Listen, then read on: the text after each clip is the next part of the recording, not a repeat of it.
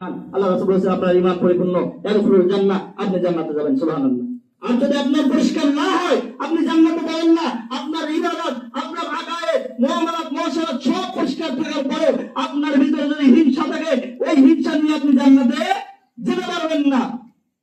আপনি যদি একজন ভাই অপর ভাইয়ের সাথে হিংসা করেন, তার সাথে কলহ দ্বন্দ্ব লেগে থাকে, ভালোবাসা মিল মহব্বত না থাকে, আল্লাহ রাসূল সাল্লাল্লাহু আলাইহি ওয়াসাল্লাম বলেন লা ইয়াদখুলুল জান্নাতা হাত্তা তাহাব্বু, যতক্ষণ পর্যন্ত মহব্বত ভালোবাসা সৃষ্টি না করতে পারবা ততক্ষণ পর্যন্ত তুমি জান্নাতে যেতে পারবা না।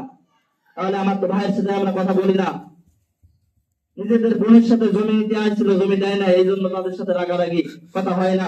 শ্বশুর বাড়ির সাথে, শ্বশুর বাড়ির লোকজনের সাথে লেনদেনে সমস্যা হয়েছে, এই জন্য তাদের সাথে ভালো সম্পর্ক নাই, তাদের সাথে কথা বলি না। এমনকি নিজের স্বামী, নিজের স্ত্রীর সাথেও কথা বলে না, এরকম আছে। আল্লাহ বলছেন সামাজিকতা শিক্ষা দিয়েছেন, ভালো ব্যবহার করতে হবে, উত্তম আখলাক শিক্ষা দিয়েছেন, চরিত্র শিক্ষা দিয়েছেন, নমনীয়তা শিক্ষা দিয়েছেন। আমরা এটা করতে পারলাম না, তাহলে মহব্বত নাই, ভালোবাসা নাই, ঈমান থাকলো না। ঈমান থাকলো না, তাহলে মুমিন কিভাবে থাকলাম? মুমিন কিভাবে থাকতে পারলাম না, তাহলে জান্নাতে পাওয়ার আশা কিভাবে করতে পারি? এজন্য আমাদের পরস্পর ভালোবাসা আনতে হবে।